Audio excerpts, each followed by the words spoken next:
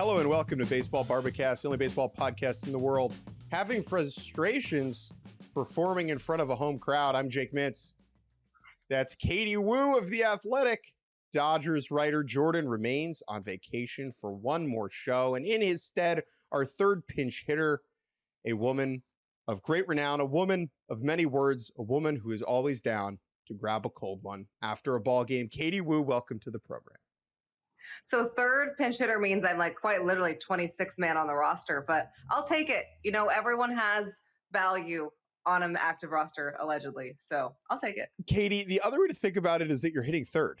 And the best hitter hits third, unless you're Chandler Simpson on the Tampa Bay Rays, who continues to hit third for some godforsaken reason. On today's show, we're going to talk about, obviously, the Los Angeles Dodgers, the team that Katie spends her life, or her work life, just her work life. Work-life balance is important, just her work life, following around and writing words about. We'll talk about Marte going AWOL, and then a number of other topics. But let us begin in Los Angeles.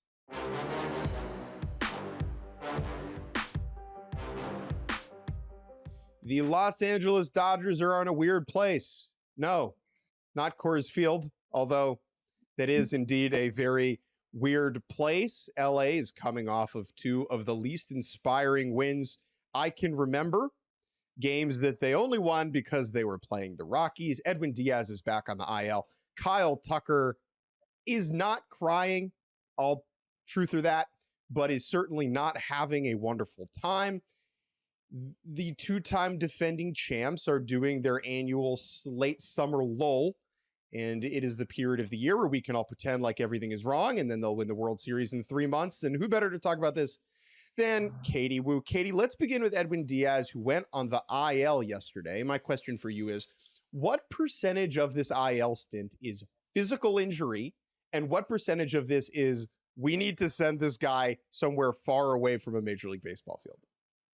I think, it's definitely, if we're going to shift percentages, more of the second. I'm not in Denver this series, but Dave Roberts told reporters in Denver they expect Edwin Díaz to come back this season. Talking to people behind the scenes, it doesn't seem serious. It's neck inflammation, something upper body. So anytime a team is so vague with an injury, you're like, okay. Yeah. They just want to get their hands on this guy and get him right. And can you blame them? I mean, Edwin Díaz has been essentially unusable in the ninth since coming back from that elbow surgery at the end of July. The Dodgers, though, because of their big lead in the division and their overall mentality of we're going to need him in October, so he needs to get right in August, kept using him. I mean, when have you seen a closer being brought in up 9 on the road? And it wasn't like that outing was a super convincing one by any means. It was very nervous, very nerve-wracking. I didn't like it. But I think something kind of pinged to me that something was off with Edwin Díaz. His final fastball of that outing bottomed out at 93. So clearly something not all the way right physically. Dodgers feel like they've spotted something with his arm angle. It's dropped dramatically from 19% to 15%, dating back to last year. Could that be attributed to some of that upper body stiffness, soreness? Maybe. The bigger thing, obviously, Mr. Jake Mintz, get Edwin Díaz right. You're paying him $69 million to have a double-digit ERA. It has not been good. Yeah, that is a bad investment. We have talked on the show about something I call the Cancun clause, where each year one player on each team can just go spend 2 weeks on the beach. I think that the rigors of an MLB season are exhausting. And yes, these people are making lots of money and they have nice sweatsuits and they have nice planes. But, they get exhausted sometimes. And we see it with Edwin Díaz and we see it really with Kyle Tucker, where the pressure of it all seems to be getting to them. Katie, maybe the neck injury for Edwin Díaz is all the times he's had to hang his head over the last couple of weeks. Or like the whiplash of balls leaving the bat. Oh, yeah. I don't know. It's been some loud contact. Here's a question. So Tanner Scott is a very interesting character in all this. And so the Dodgers give him a bucket of money last winter. And he is sort of seen as this turning point in anti-Dodger anger where the money spent on Tanner Scott sort of represented the Dodgers going above and beyond to go and get any player they want. Tanner Scott has a very disastrous first season. He ends up not really being on the playoff rosters, not on the World Series roster at the very least. Comes back in 2026 and has been really good.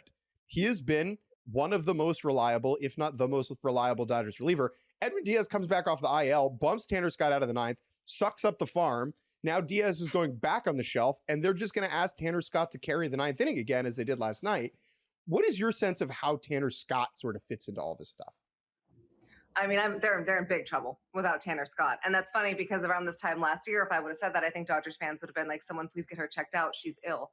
But when you think about Edwin Díaz, I mean, the Dodgers were so adamant over the offseason that they really only needed two things. They had two concerns, the ninth inning and their outfield production. So they go and they spend over $300 million combined to make sure they don't have those issues. You could actually argue those issues have now been made worse by these acquisitions. So Tanner Scott coming in and figuring it out. I mean, he's a guy that can do an up down. He can throw multiples if needed. He can go in there and shut the door on the ninth. That's a 17th save yesterday that he picked up.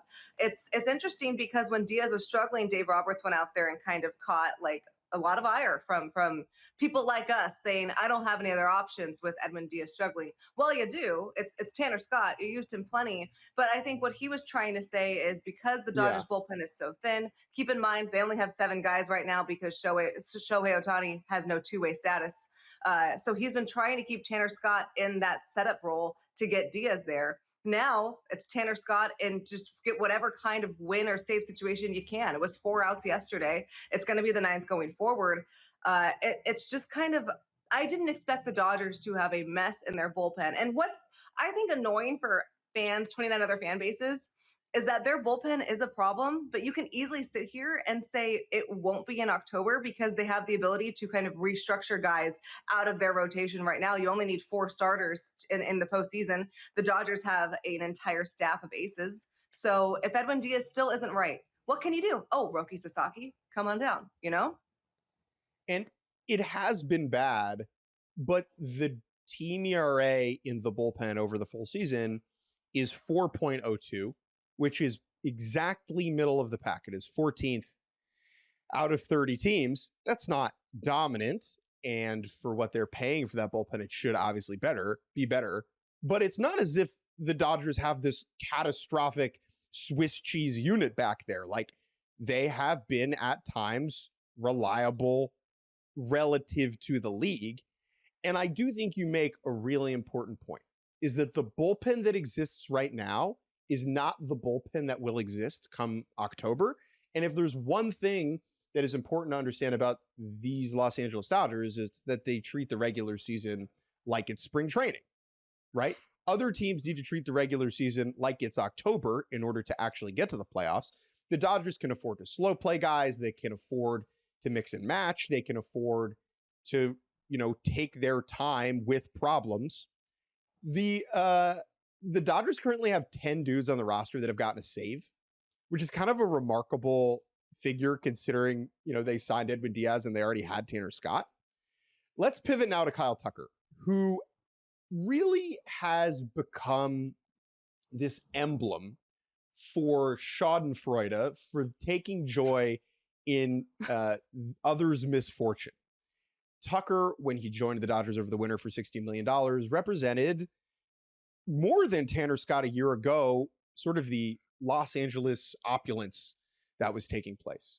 He has been thoroughly disappointing. He is a 94 OPS plus. He has 11 home runs on the year. His OPS starts with a 6 over the last week. He went 0 for the series, 0 for the homestand in LA, got benched because he wasn't having fun playing at home, dropped a fly ball on Monday night at Coors Field, did have an RBI double against the Rockies last night. Where do things stand with Kyle Tucker? What does the path look like between where we are now, where this guy is playing with no confidence, to October to get him right over these last 6 weeks?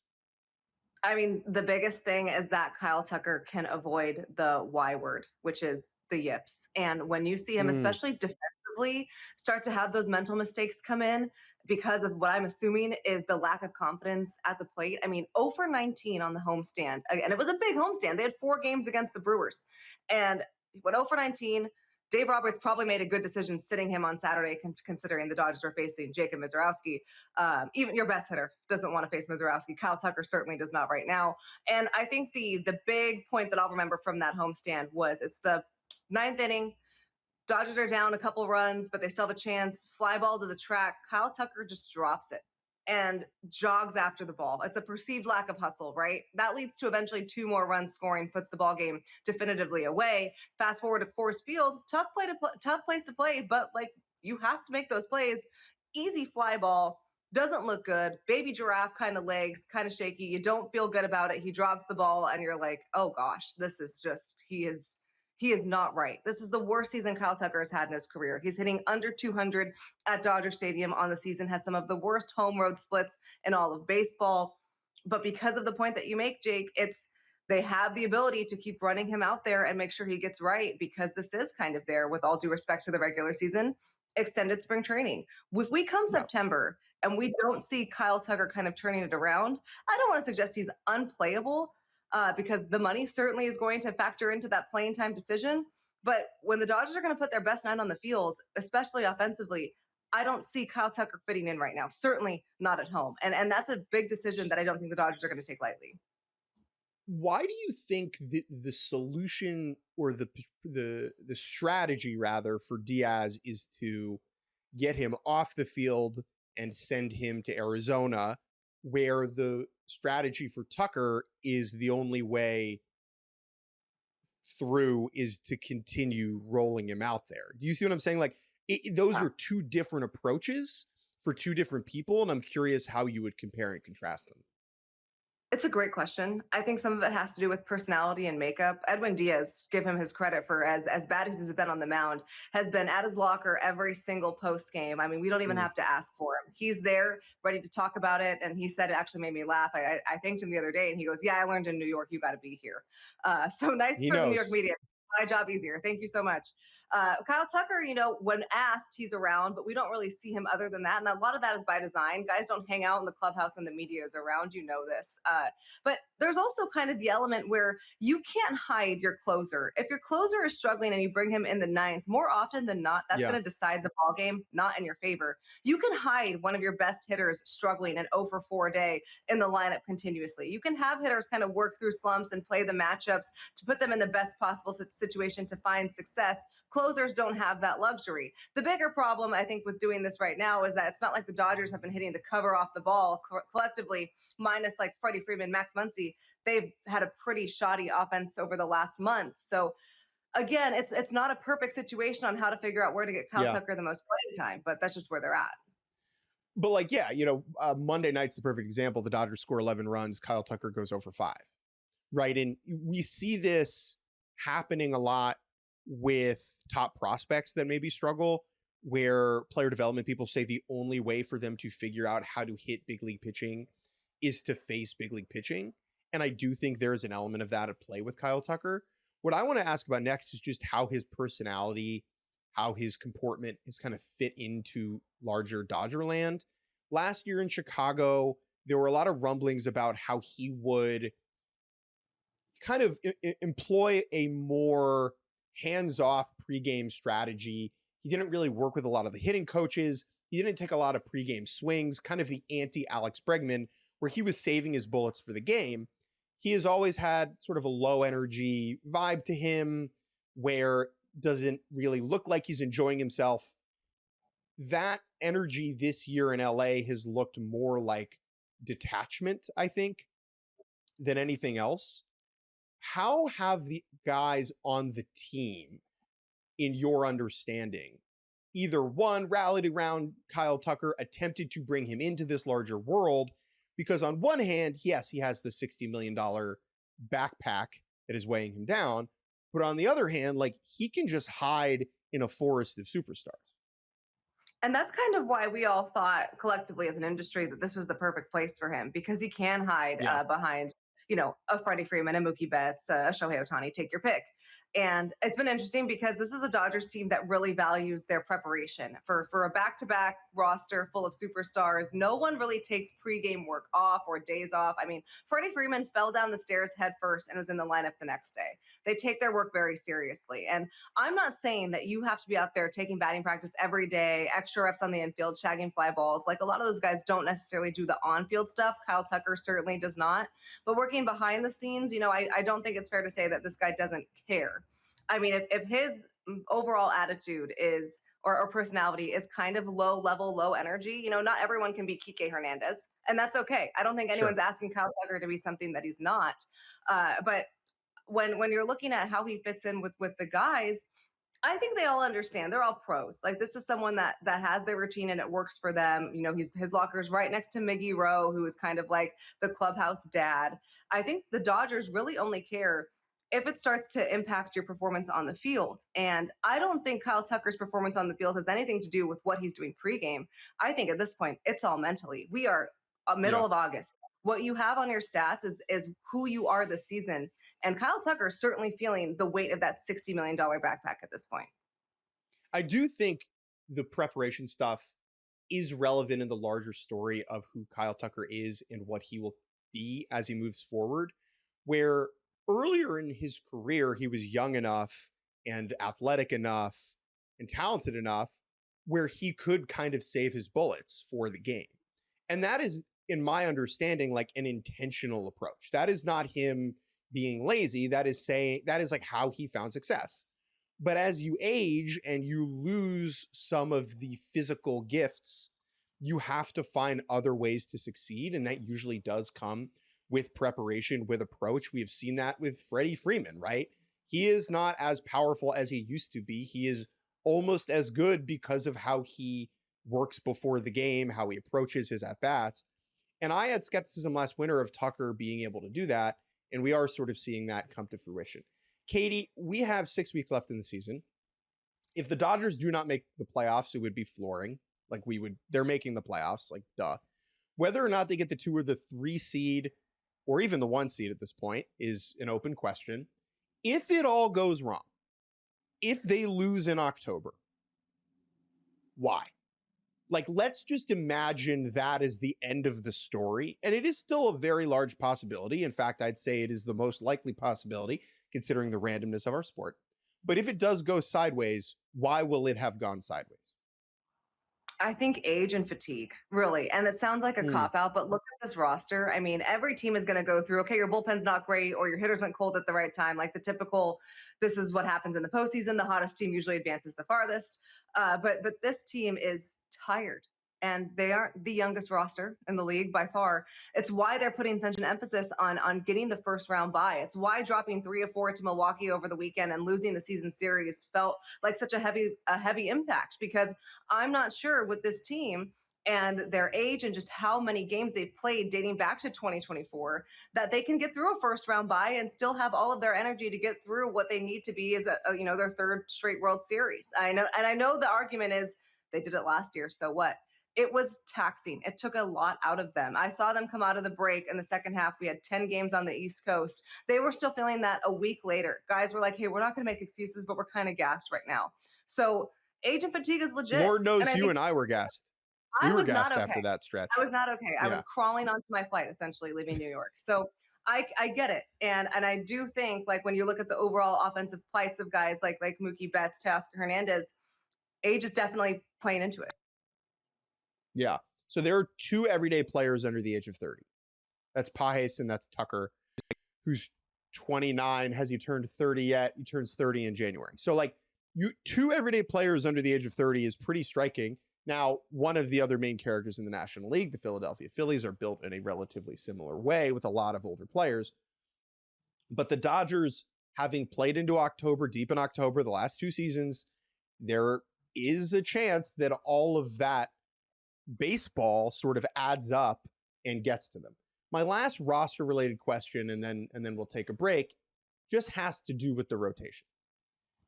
There are so many question marks about who exactly will be starting these games. Chances are Cy Young vote recipients will be starting these games.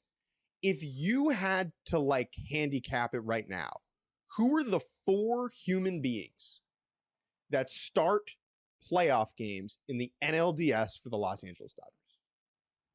Okay, in no particular order, we're going to go Yama, obviously. Can't have your So wait, 25 World Series. let me hop in here. If they can line it up, who gets game 1? Yamamoto or Skubal? Ooh, that's a good one. I think out of respect to Yamamoto is game 1, followed by Skubal, followed by Snell, followed by Ohtani as your opener for Tyler Glasnow, because they need Ohtani's two-way status. They're just a completely different team, obviously, with 14 pitchers compared to 13. So that's the most likely, no surprises. So they would then call Ohtani a two-way player. It gives them an extra pitcher. Chances are at this point, he's not going to be built back up enough to throw deep into a ball game. But if they start him on the mound, they get the two-way status. He throws to the top of the other team's order, throws like 50 sweepers or whatever, and then they bring in Tyler Glasnow. So do you think that go ahead? Like, think Tyler Glasnow needs an opener? That's crazy. It's crazy. It's ridiculous. But again, like Tyler Glasnow has thrown 39 innings this year. This is not someone that he was so dynamite in October last year, and I think quieted a lot of critiques about his, call it on-mound toughness or ability to post or whatever. Like he shut that up last year. Now he's gone back this year onto the shelf and has really not been around, but he's trending back. I believe he's already had a couple of rehab outings in the minor leagues, and he's on plan to be a character in October. Now these things can change, but I think at the end of the day, the Dodgers can roll this rotation out. And as we saw in the NLCS last year, dominate offenses. And that is how they win the World Series, if they do indeed win it. Katie Woo, let's take a break. And when we get back, we will talk about the last baseball team to beat the Dodgers in a postseason series, the Arizona Diamondbacks, and their AWOL All-Star. And welcome back to Baseball Barbacast. Ketel Marte, I do not have him on Find My Friends, and it appears that the Arizona Diamondbacks do not have him either.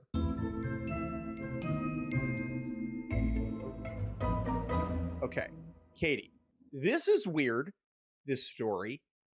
It is tinged with this undercurrent of human concern that is relevant, but given Marte's track record, the benefit of the doubt is difficult to hold on to. We will go through the beat by beat of this and get everyone caught up. Ketel Marte, one of the best hitters when he's right in the National League, a 3-time All-Star, the NLCS MVP in 2023, 2-time Silver Slugger, currently having something of a down year, but for him, a down year is still being an above average hitter. He is 32 years old, signed a 5-year extension with the Diamondbacks, I believe, at the beginning of last season.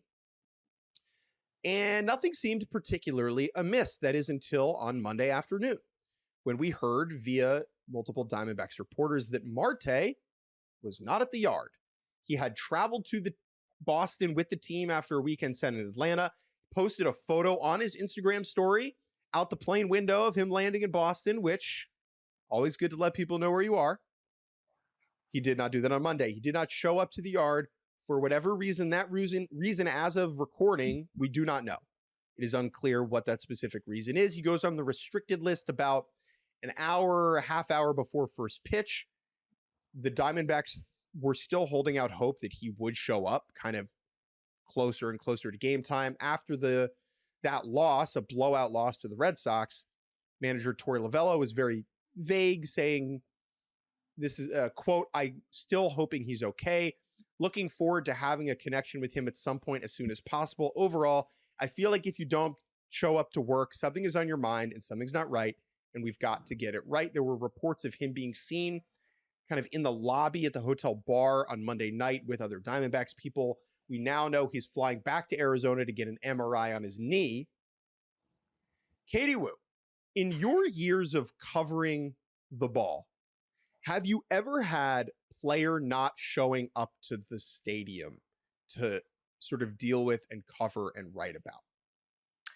Certainly not one that the team was planning to have and was going to be their DH that day. It's certainly not one that flew with the team. And, I don't want to sound callous here, Jake, but when the reports first Sure. came out that the Diamondbacks were replacing Marte on the restricted list, I thought that was really weird because if you remember, Nolan Arenado the night before said he was pretty concerned about an intercostal muscle strain that he might have had.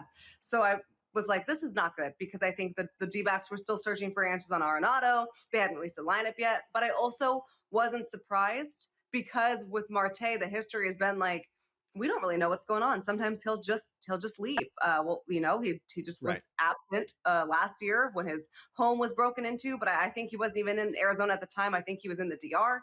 So I wasn't surprised. If one name on the D-backs is going to pop up on the restricted list randomly an hour before the game, it was Marte. But the rest of this has been very right. That is a really good point. And I think that what's difficult about this conversation, obviously, is when you see a guy go on the restricted list, there are really like 3 categories of things, and it's like dangerous to hypothesize. One is that the person is not okay. Like they are having a problem, and that problem needs to be rectified. 2 is crime, that they committed some sort of illegality or malfeasance or broke a rule, whether a team rule or a national law. And then the third thing is what I would call everything else, mystery box, the dude didn't feel like showing up today category. And I think that based upon what we have gathered from the reporting of people that cover the Diamondbacks is that Ketel Marte is not in a life-threatening situation, and that Ketel Marte did not commit a crime. I am not 1,000% sure. No one around the team has said that like that assertively, but it does seem like those 2 things are understandable. And so then you go to this place where it's like, I hope this person mentally is all right. But when you look on his history, as you mentioned, in 2025, there were people around the team that were frustrated with a lack of commitment. He went on the restricted list after the break last year. There was the break-in at his house in Arizona. Turns out he was actually in the Dominican Republic at the time. That stuff seemed to have improved throughout this season based upon my understanding. And so for this to just happen out of nowhere is really confusing and perplexing and just shrouds the whole thing in a thunderstorm of mystery. Yeah, and of course, it goes without saying. You hope that whatever Ketel Marte is going through, that he is okay, that mentally he's in a place, where he's going to be all right. And I think if you're the D-backs, you're thinking, hey, that's going to be our first priority, but also we need this guy to get right. This comes at a time where the D-backs are very much in contention for the National League wild card, and they need this guy to compete. And I think there could be some frustration growing. It's not like there haven't been issues about him showing up in the past, as you went through. For someone where this continues to happen, I think it's natural, especially on the outside, to be like, okay, here we go again with Ketel Marte. But the bigger thing is, besides the fact that you hope he's okay and there's nothing more serious, especially mentally, going on, it's, can he be dependable for this squad that needs him down the stretch run? And what can the Diamondbacks do? Because he's a key member. And yeah, I know they talked about trading him, and there are reasons why they didn't and why they kept on to him. But this is certainly not something anyone in the Diamondbacks maybe was thinking could happen. At this point, though, do you have to start keeping that in the back of your mind that, hey, this guy could go leave at any point? So it doesn't matter, though. Like, he's got 10-5 rights, right? So 10 years in the show, 5 on a single team, he can nix any trade. And so even if you did find a home for him, he would have to agree to that. We do have a little update here. This was about a half hour ago. Ketel Marte's agent, Charisse Espinoza Dash, just a phenomenal name, shared the following update with John Morosi. Quote, he is currently managing a personal matter and will be undergoing an MRI on his knee tomorrow. Ketel appreciates the unwavering support from fans, teammates, the Diamondbacks organization. This is a great non-update update. I didn't learn anything here, really. We know there's a personal matter. We know there's an MRI on the knee. Are those 2 things related? We also don't know that. I want to focus on the thing we do know, which is the last part of this. The support from the Diamondbacks organization. The team has been so adamant about being behind Ketel throughout this entire period. When he was when the report came out last year that there were people around that weren't happy with how he was carrying himself, asking for days off, ducking good pitchers, whatever. Like Gerardo Perdomo hopped in and was very complimentary of Ketel and very passionate about supporting his teammate. And I think the way that Lovullo has played this, with a combination of one, emotional openness, and two, factual obfuscation or vagueness, is very interesting to me, because it says that they understand the most optimal path forward is to have Ketel Marte happy, healthy, and playing baseball games for the Arizona Diamondbacks. No matter what happened, it appears that the organization, whether they have all the details or not, is willing to move forward, even still, to ensure that Ketel Marte is a part of this team. And he is under contract for another 4 years. And so it makes sense that they would take care to kind of welcome him back with open arms whenever he's ready. My question to you is, if you're a dude in that room, if you're a player in that clubhouse, it's such a bizarre combination of concern and frustration, I would imagine. Yeah, agreed. And talking to a few guys in that clubhouse, I think it's one thing if this has never happened before and you have a guy that flew with you on the team charter to Boston, all of a sudden doesn't show up. You're like, okay, this is weird. This is strange. I really hope something's obviously wrong. So I hope he's okay. But because this is, he kind of has a propensity of doing this, I think it does become more of the frustration of like, okay, he's gone again. At what point can we rely on him to be with one of the 26 guys going forward? Again, the D-backs very firmly in playoff contention right now. And you make a good point. There have been a lot of people coming to his defense. Your teammates don't stick up for you publicly and willingly talk to the media about you unless they care very strongly about you and think the treatment has been unfair or something along those lines. But at this point, especially shout out Torey Lovullo, who's had to really have a tough job answering all these questions without stepping on company lines from his bosses, while also, trying to give the reporters there and the fans answers they feel they deserve. So it's just kind of a mess. And inside the clubhouse, I think there's a combination exactly of we hope he's okay, but also, dude, show up to work. Yeah, I'm here. Jake Mintz is here. Katie Wu is here. I think Ketel Marte is someone who has acquired doubts about his willingness to be committed to his job. I do want to give Torey Lovullo the flowers, though. This is a guy on the hot seat. I don't know if that's fair. Yes, the Diamondbacks have not made the playoffs each of the last 2 seasons, but he and Mike Hazen, the general manager, just they do a very good job of treating people well. They have a strong reputation of carrying themselves in the right way.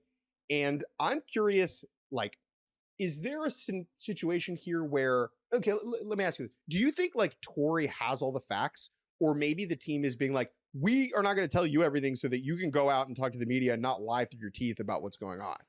You know what I mean? Like there's sort of this like deniability that exists here, maybe. Some front office manager dynamics, I absolutely see that. Sometimes it's just easier, I think, for front office to maybe protect their manager. I actually don't think the front office knows entirely what's going on either. I think the Diamondbacks collectively are really just kind of hung out to dry. I haven't worked with Mike Hazen directly, but I've heard good things in terms about the communicator and the leader that he is.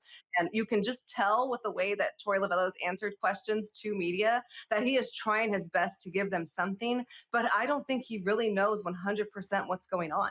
And I don't think the Diamondbacks collectively do either. Certainly, they're probably, they know a little bit more than they're letting on publicly out of protection of their player and the organization. That's just how this works. But I mean, the beat writers out there, Steve Gilbert, Nick Pecora, like working their butts off to try and get more information. Torey doesn't strike me as a guy that really has all that more to give. And I don't think that's intentional from the front office. Yeah, that's a very good point. I do think you're right. Nick Pecora and Steve Gilbert have been on this beat for a long time. The idea that they have not yet been able to figure out the specifics of what's going on tells us that that information has not made its way to the team yet.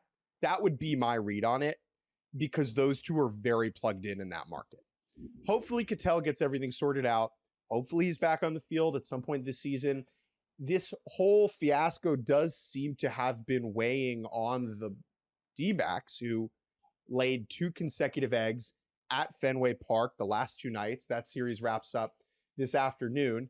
As of recording, Arizona is currently outside the playoff picture, 2 games on an L3, 2 games behind the San Diego Padres for that 3rd spot. Just 1 game ahead of the St. Louis Cardinals, who are making noise and hanging around. Katie Woo, let's take a break. And when we get back, I'm going to ask you about Mark Walter and if you and I can put our money together to buy one of his sports franchises. And welcome back to the end of Baseball Barbacast. Before we get out of here, let's go around the league.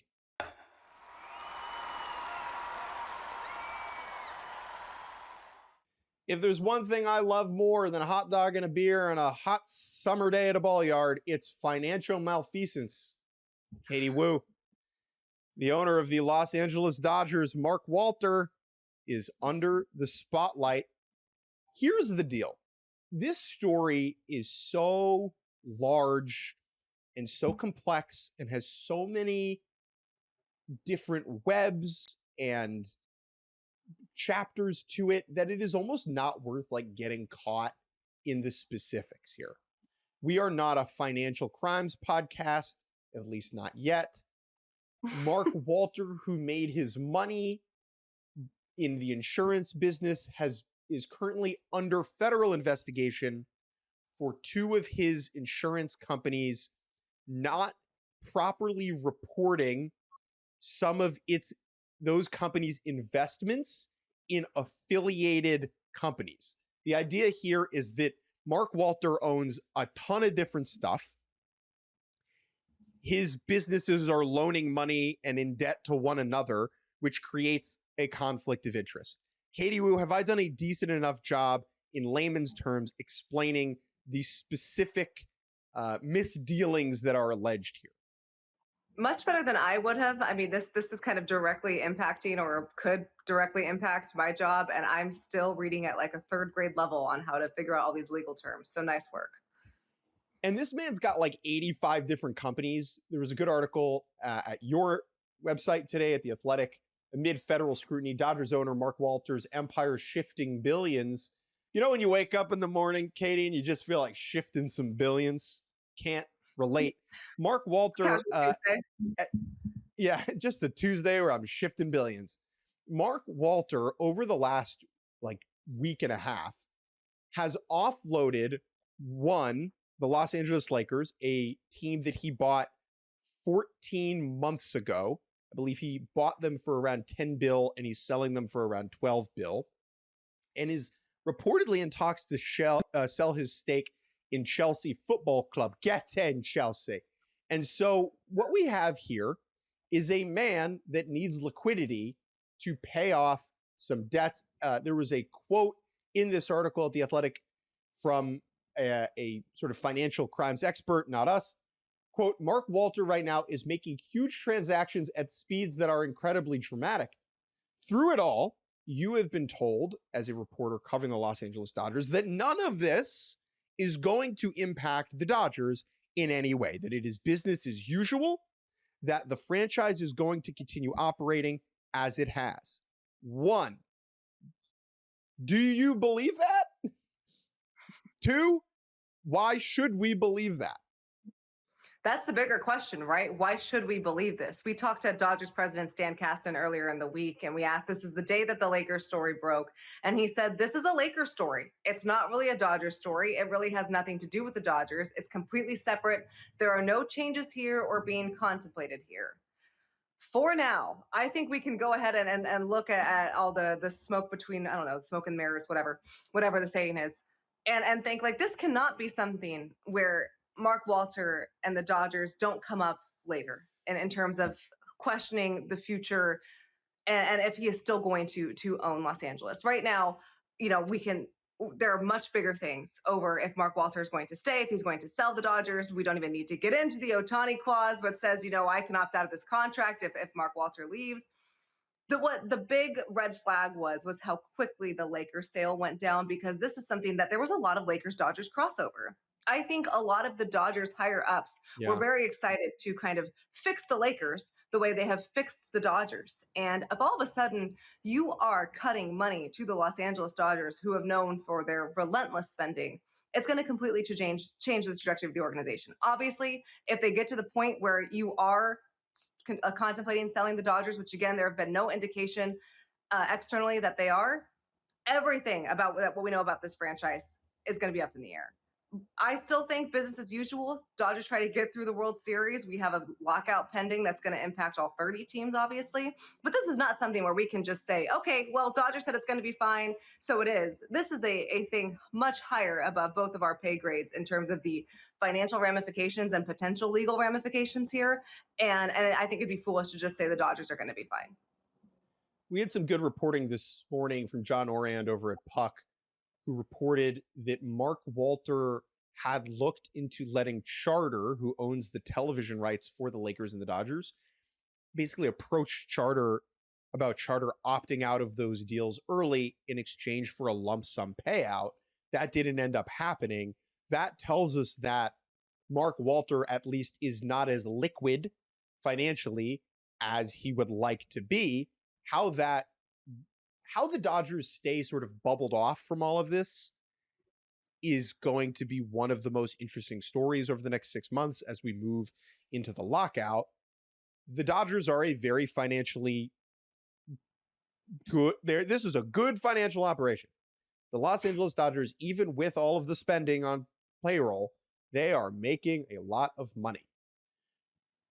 Even if the Lakers sale is not a Dodgers story, it is a Mark Walter story. And the Dodgers are a Mark Walter asset. And so I think it is foolish and short-sighted and misleading to imply that those two things cannot be related. How it ends up impacting the Dodgers is difficult to say. I would posit that the team's eagerness to go to the White House on an off day between games in Philadelphia and New York might be related to the federal investigation. Just a thought, not a bad time to go kiss the ring. It is very difficult to say how this will play out, but I do think you're right, Kitty. Like, this has to influence the Dodgers in some form or fashion. 100%. And again, I just think that this is something that we don't even understand, maybe the scale of what's happening to a federal level. I mean, it's one thing to talk about selling a sports team. It's another thing to talk about an FBI investigation. But I think this final sentence here, not yet relevant, but notable, is how I'm viewing the Dodgers part of the Mark Walter saga here. Because right now, I haven't seen obviously any indication of that this is going to impact the Dodgers other than their overall bad play as of late. But this is something that we're going to be monitoring going into a potential lockout and the Dodgers facing, who knows what the next CBA is going to look like. But I think you and I can both understand that there are going to be some sort of financial limitations at some point. And this is all going to be connected to, I think, what could be a very concerning time for an organization that for so long has felt very, very comfortable. Maybe that's what Kyle Tucker is so distraught about. Maybe Kyle Tucker's like losing sleep at night, thinking about Mark Walter and all of his various business operations. And he's saying like, oh man, I was so excited to get to work with Rui Hachimura on, is he still on the Lakers? No. Oh, he's on the Clippers. See, I don't follow basketball at all. Yeah, that's what Kyle Tucker's so distraught about Mark Walter and all of his alleged financial improprieties. Let's move from financial improprieties to moral ones. A Padres catching coordinator, there's a transition, was detained by Immigration and Customs Enforcement on Monday, I believe, by ICE. This is a scary, scary story. Really the first major example of someone in the baseball world being detained by ICE. I believe, I'm sorry, I didn't prepare this in advance. I believe there was an example of a player in Arizona that was on a visa and broke the law in a way and was sent home. Maybe last year, was a minor leaguer. This has gotten a lot more buzz. A gentleman by the name of Oswaldo Perella, who is the minor league catching coordinator for the San Diego Padres, was detained at El Paso Airport in Texas in the wee hours of the morning on Sunday. This is from your colleague, Sam Blum. Perella is 34 years old, father of two, from Venezuela. He was not carrying his work permit card at the time that he was detained. Perella was granted permission by the Obama. This is a Department of Homeland Security statement. On August 16th, Border Patrol arrested Oswaldo Jose Perella Dominguez, an illegal alien from Venezuela, at the El Paso International Airport. He entered the country legally September 10th, 2014, and was granted permission by the Obama administration to remain in the country until February 2018. In violation of our nation's laws, he has overstayed his welcome. When approached by law enforcement officers, he was not in possession of legal documentation granting him status in the country. He will remain in ICE custody pending removal proceedings and will receive due process. So this is like the Mark Walter situation, a conversation much larger than the scope of our baseball world. But as it pertains to Major League Baseball, what is important here is this. The number of foreigners that are engaged in the baseball world, people that are not American citizens, is significant and goes beyond big league rosters. And Oswaldo Perella is a really strong example of that, whether it's minor league coaches or scouts or the family members of minor leaguers or major leaguers. There are a lot of people that are at risk of being deported as part of the baseball world. When Rob Manfred made the kind of a under the radar trip to the White House a number of years ago, which resulted in Pete Rose having his Hall of Fame status changed and reconsidered, part of the unspoken assumption there is that the Trump administration would sort of turn a blind eye to, not a blind eye necessarily, but not be as vigorous in its aggressive policies in applying it to the world of professional baseball. And really, up until this point, that has been the case. This is a departure from that. It is scary. It is concerning. This is someone who, it seems, has a work permit, but did not have it with him. If he is the catching coordinator for the San Diego Padres, that is someone who very feels like they are allowed to be in this country. Katie, there's just so much bubbling around this, but I should give you the floor to give a comment on it. I think scary is the word I would use for this. I mean, you hit it spot on. The amount of presence for people that were maybe not American citizens is so prevalent in especially scouting lower levels of the minor leagues. I mean, we talk about all the time teams needing to invest more in Latin America players and Latin America complexes. And when you're the San Diego Padres, you are so close to Tijuana and Mexico there. It just seems like there's so much crossover. And it's a really tough situation, right? If having, the fact that he, according to these reports and according to the statement, did not have his work papers just really complicates what is already a scary situation. But the moral of the story is every single baseball team, all 30 MLB organizations, have players or have staff members like this that are working for their professional organizations and have to travel between Latin America and the United States or pick your country to do their jobs. And this is just a really scary situation where you hope has a resolution. I mean, it's already, I'm sure, traumatic, but hopefully going forward can minimize that trauma and just get it as soon as possible. And we have a quote from the MLB Players Association. A significant percentage of the guys who play in the major and minor leagues are born outside the United States. We continue to support them and their families by working closely with immigration experts to make sure they have what they need to remain in the country safely and to make sure they carry proper documentation while traveling. So my guess here is that, this gentleman did not have his papers on him. The idea that he even needs papers at all is a longer conversation that I don't feel like having. We had a situation last year, maybe at the beginning of the spring training, where Jung-Hoo Lee just left all of his papers in Korea when he was coming over for spring training and got detained by ICE. That feels more like a you goofed it, Jung-Hoo. This is a very different type of story. Speaking of a very different type of story, before we get out of here, oh my God, the Seattle Mariners lost 22-0. Katie Woo, what in the freaking world? Last night, the Milwaukee Brewers scored 3 touchdowns and 1 extra point against the woeful Seattle Mariners. It was 1-0 going into the bottom of the fifth, and it finished 22-0, 22 runs on 22 hits. The Seattle Mariners walked only 5 guys. Like, walking 5 guys and allowing 22 runs is kind of hard to do. Big days from Christian Yelich, from Jake Bowers, from Garrett Mitchell.